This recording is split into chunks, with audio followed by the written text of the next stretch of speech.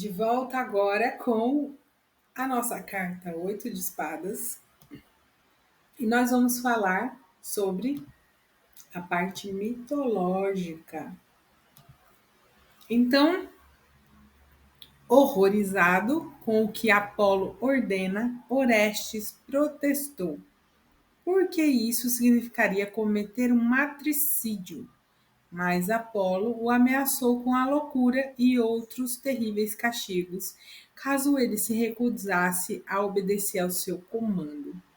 Finalmente, o jovem príncipe aceitou a vontade do deus com o coração pesaroso, pois matar a própria mãe, apesar de correto, de acordo com a lei patriarcal de Apolo, significava ser levado à loucura e à morte pelas fúrias.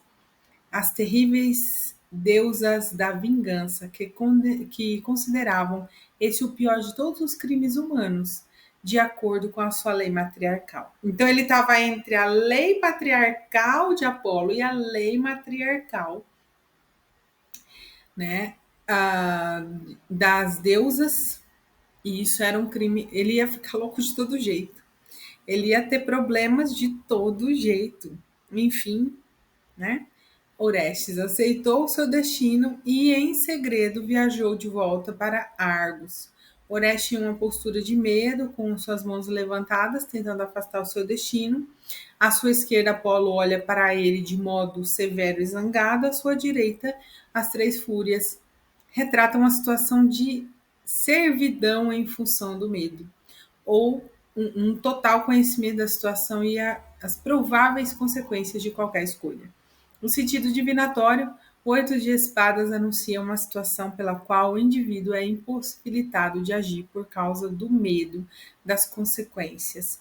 Uma tomada de decisão é necessária, mas qualquer que seja a escolha, provocará problemas. Existe a conscientização de que o dilema foi causado pelo próprio indivíduo, pois houve um longo passado de recusa, duplicidade, cegueira e medo da confrontação. Muitas vezes, para evitar ferir alguém que sempre está presente no impasse, é importante enfrentar honestamente o nosso próprio envolvimento no problema. Então, o que acontece? Ele está no dilema porque a mãe dele é uma criminosa, né? E aí ele precisaria tomar uma atitude. Hoje a gente olha com as nossas leis atuais e a gente fala, nossa, mas ele não pode fazer isso. Mas a gente está falando de uma coisa muito antiga, onde era olho por olho, dente por dente. Imagine que hoje ele teria que prender a própria mãe, digamos assim, sendo o estadista, né, sendo o rei, ele teria que tomar uma escolha difícil. E porque a mãe, né, fez a traição contra o pai. Naquele tempo também era totalmente cabível os pais oferecerem seus sacrifícios, inclusive para os filhos, porque era lícito na religião deles. Então a gente tem que tirar o nosso julgamento sobre isso e olhar na ótica que está se passando a história, onde as pessoas era comum fazer isso nas suas práticas religiosas, né? Hoje a gente vê como crueldade, hoje a gente vê que realmente a mãe tinha um pouco de razão ali, porque o pai fez algo terrível com a filha dela, que ela amava, e ela não teria voz como feminino, né? De poder mudar essa situação horrível que ela estava passando, enfrentando. Então, o único jeito foi trair e matar. De certa forma, né, o menino ama a mãe dele e via o amor da mãe pelos dois, né? Tanto é que quando ela foi cometer isso, ela mandou ele para longe, para que ele não sofresse.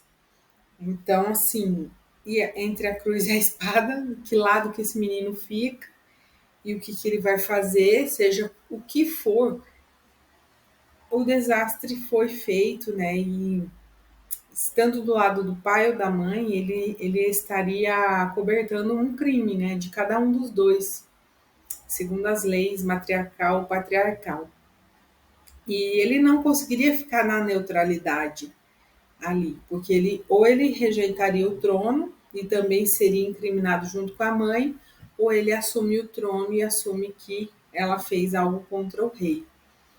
Então é muito complicado, né? E ficar em cima do muro, o impasse, que é a palavra, né?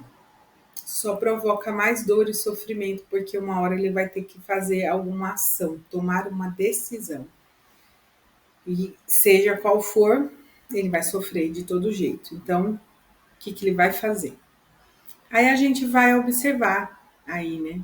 Essa figura sofrendo e realmente são momentos torturantes em que a gente vivencia nas nossas vidas, né?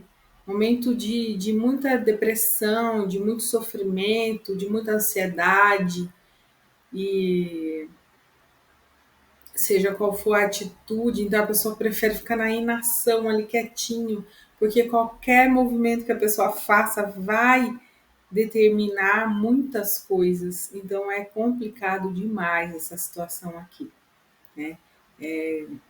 A pessoa quando está nesse movimento dessa carta é complicado demais. Então a gente tem que ter um pouco de empatia e perceber o sofrimento dessa pessoa. Geralmente a gente precisa compreender que é um momento dela ser acompanhada terapeuticamente, né?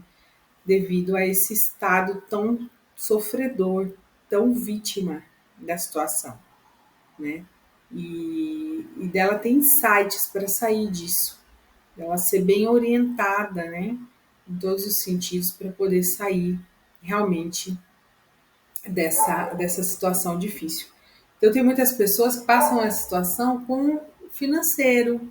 Tem gente que passa essa situação. Eu já tive até cliente que passou com o financeiro. Eu recomendei que tivesse um consultor financeiro para ajudar a ajustar as contas, porque era muito transtorno e o transtorno ele vai numa bola de neve para outras áreas da vida, então prejudicava o relacionamento, prejudicava a família, prejudicava tudo, né? Devido a um problema, saía criando problemas em outras áreas da vida. Então é bem difícil mesmo, né? Então a gente pode ser essa luz ou induzir a pessoa a encontrar a sua luz, aquele clarão ali, aquela ideia, aquele insight para ela sair daquela situação difícil. Até a próxima aula, pessoal.